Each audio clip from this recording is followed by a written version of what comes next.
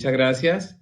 Bueno, resaltar este espacio de reflexión educativa en torno precisamente al liderazgo pedagógico y a un factor elemental el día de hoy que tiene que ver con el ser.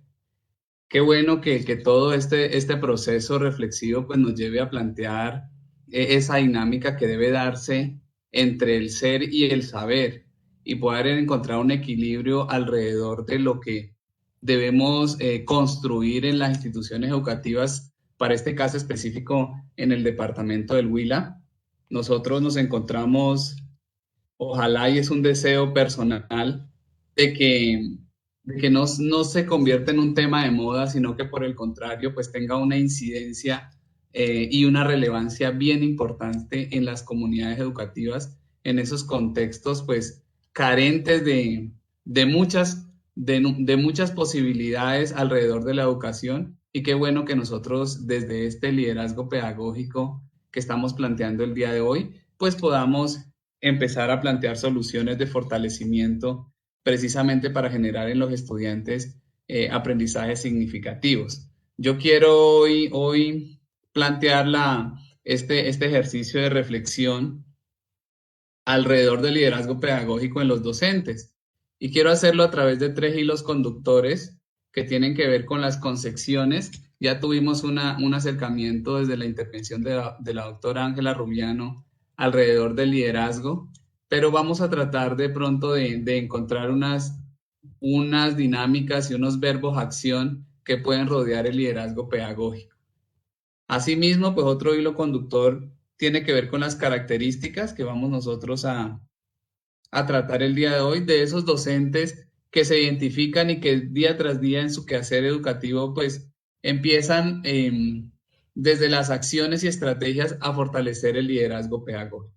Y por otro lado, no podemos dejar los resultados que se evidencian en un trabajo fuerte de interacción dentro de los ambientes de aprendizaje que se pueden dar en las comunidades educativas alrededor de este tema y que permiten precisamente una serie de elementos que, que pueden dar fe y alrededor de este tema bastante pertinente en la educación en estos momentos. Entonces vamos a comenzar con el primero. Yo quiero que vamos a tratar de ser muy precisos con la información, pues teniendo en cuenta el tiempo. Vamos a compartir, de hecho, las concepciones que nos permiten a nosotros plantear para la reflexión del día de hoy. ¿Sí? Y dentro de las concepciones, alrededor de lo que pudimos encontrar para este preforo el día de hoy, teniendo en cuenta algunos autores bien importantes alrededor del liderazgo pedagógico, Antonio Bolívar, Andrea Hort, Javier Marfan, pero yo he querido como sintetizar en unas palabras con verbos de acción que nos permiten a nosotros pues plantear precisamente lo que involucra el liderazgo pedagógico en los docentes. Y el primero de ellos, o el primer punto de reflexión dentro de estas concepciones, me lleva a influenciar. Y el influenciar desde una pregunta que nos debemos hacer todos: ¿cuál es el efecto que estamos produciendo nosotros en nuestros estudiantes, en nuestra comunidad educativa? ¿Cómo nosotros realmente estamos empezando a, a mostrar elementos desde nuestro rol que nos permiten precisamente hacer parte de esa característica de liderazgo pedagógico? Y aquí hay un elemento fundamental, y es que nosotros podemos realmente empezar a plantear, empezar a plantear que el patrimonio más grande que puede tener un maestro sobre esta tierra es precisamente lo que mencionaba en algún momento Jorge Duque, que es la credibilidad de sus estudiantes. Y esa incidencia que puede tener el docente cuando entra en contacto con ellos. ¿Qué es lo que sucede en esa interacción que se da entre el estudiante y el docente? ¿Qué realmente se empieza a plantear cuando llega un docente a comunicarse con los estudiantes, ¿sí? ¿Qué es lo que está pasando, por ejemplo, cuando en un proceso de enseñanza-aprendizaje llega el docente? No se puede decir que desde ese espacio de interacción no pasó nada. Tiene que haber una influencia y entonces ahí, precisamente por eso es la pregunta, porque hablar de influencia es hablar de un efecto. ¿Qué efecto se está generando? Y por otro lado también está el tema de la innovación, el tema de la creatividad, de generar procesos nuevos con los estudiantes que giran en torno al liderazgo pedagógico, ¿sí?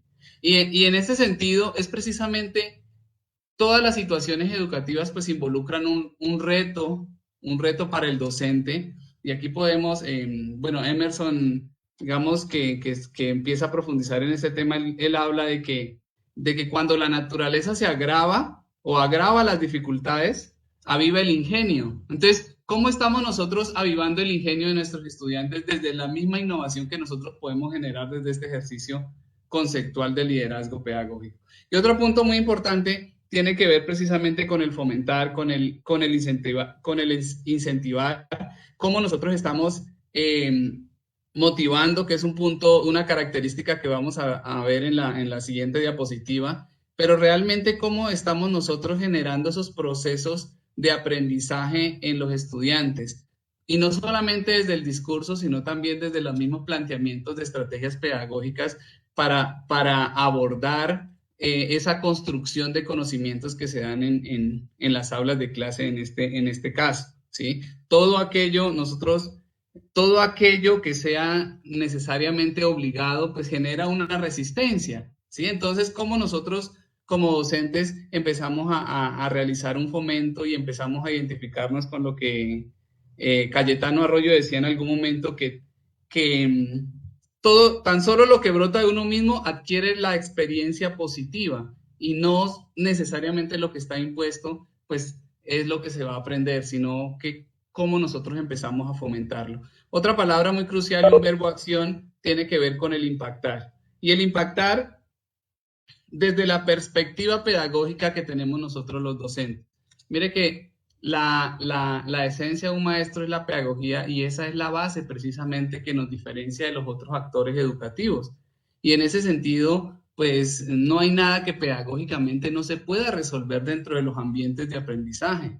Entonces, ¿cómo nosotros estamos impactando realmente dentro de nuestras aulas de clase? ¿Cómo estamos nosotros generando procesos de transformación y de cambio alrededor de nuestro rol, que es bastante importante que nosotros empezamos como a desarrollar? Y por un lado, pues también cómo estamos potenciando todas esas capacidades que nosotros podemos encontrar en nuestros estudiantes, cómo estamos nosotros precisamente aprovechando al máximo y siendo como ese acompañante, ese orientador de lo que estamos encontrando también en nuestros estudiantes, pues alrededor de lo que cada uno de ellos tiene, ¿sí? Por ejemplo, quizás el potenciar la disciplina, la autodisciplina, que puede ser un elemento bien importante en estos aspectos. Y ya vámonos con el tema de las características, que aquí tenemos unas características alrededor del liderazgo pedagógico. Yo lo he planteado para la reflexión del día de hoy, comenzando por una característica de los docentes con liderazgo pedagógico, es que se toman el tiempo para analizar, para diagnosticar, revisar las situaciones en las cuales se encuentran los estudiantes, revisar las situaciones de contexto que van a girar en torno a la interacción que va a hacer el docente con sus estudiantes. Es decir, yo para tocar los otros elementos tengo que primero conocer el grupo de estudiantes. Siempre hemos hablado de un diagnóstico alrededor de los estilos, de los ritmos de aprendizaje, de los mismos fenómenos sociales que se puedan presentar en el encuentro que se tienen con los estudiantes. Para el caso, por ejemplo, de la ruralidad, conocer las dinámicas en torno de las aulas multigrado, cómo podemos abordar de la mejor manera y además de eso, pues cómo nosotros podemos recoger información que traen los mismos estudiantes para que además de eso ya empecemos a fortalecer otra característica que es el actuar. Entonces, alrededor de analizar, alrededor de diagnosticar, alrededor de conocer la realidad, pues yo puedo empezar a actuar. ¿Y actuar qué implica? Actuar implica planear precisamente para esos estudiantes, para ese contexto, ¿sí? Para interactuar con ellos de la mejor manera, porque ya tengo esas características que me van a permitir a mí, desde el liderazgo pedagógico, precisamente abordar una comunicación asertiva con ellos. Y para reconocer la comunicación desde un ejercicio de liderazgo pedagógico, pues hay unos elementos también que confluyen alrededor de esto. Por ejemplo, los que tienen que ver con la motivación. En algunos aspectos yo he empezado a hablar del aprendizaje basado precisamente en la motivación. Es decir, que si no hay motivación va a ser muy difícil que haya aprendizaje. Y en ese sentido, pues el rol del docente es fundamental en esta característica del saber comunicar. Y para el saber comunicar nosotros debemos entender las dinámicas que giran en torno a los elementos que identifican el crecimiento del estudiante, ¿sí? Y también pues el mismo funcionamiento del cerebro, porque hoy nosotros ya tenemos mucha información alrededor de cómo funciona el cerebro que no se tenía antes. Entonces esas características son fundamentales. Hoy las clases meramente discursivas, pues realmente ameritan una reflexión alrededor de que si se deben permanecer alrededor de conservando ese aspecto, ¿no? Hay un autor que lo tengo por acá, Tokuhama, que él hablaba de los autores que mencionaban que uno tiene que, desde el liderazgo pedagógico, tener la capacidad de mantener la atención de los estudiantes y que la atención de los estudiantes desde el mismo funcionamiento del cerebro se da desde entre 10 y 20 minutos y eso depende también de las edades escolares y hacen una sugerencia alrededor de cómo deben ser los bloques de intervención y de interacción que se deben tener dentro del aula de clases. Todo eso pues hace que tengamos en cuenta la característica de comunicar, de saber comunicar. Hay algo muy importante que es corregir sin herir también, como nosotros empezamos desde esa concepción anterior sobre liderazgo pedagógico y empezamos a plantear esa incidencia, ese impacto, esa influencia que tenemos en los estudiantes para que ellos precisamente empiecen a darse cuenta de la importancia de generar cambios en su comportamiento, a empezar a construir, a empezar a aprender. Todas estas situaciones pues empiezan a plantear precisamente alrededor desde del liderazgo pedagógico del docente que es el principal, digamos, agente luego de que el estudiante llega de su vivienda o de su casa, ¿no? Y aquí hay unos elementos bien importantes y preguntas que nos debemos hacer realmente por ejemplo, si la escuela resuelve las problemáticas que tiene el estudiante.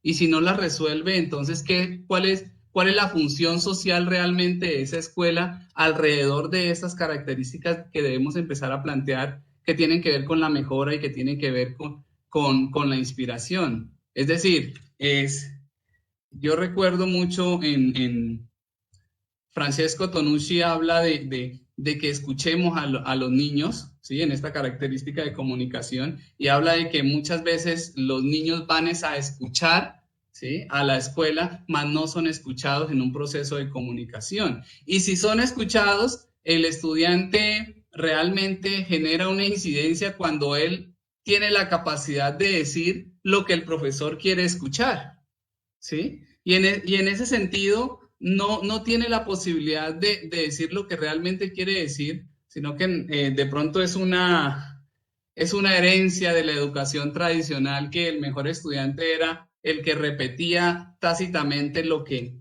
decía el docente. Pero la reflexión en torno al liderazgo pedagógico y a la característica de comunicación debe ir mucho más allá y debe precisamente generar unos procesos de transformación y de cambio que nos deben llevar a una mejora a una mejora continua.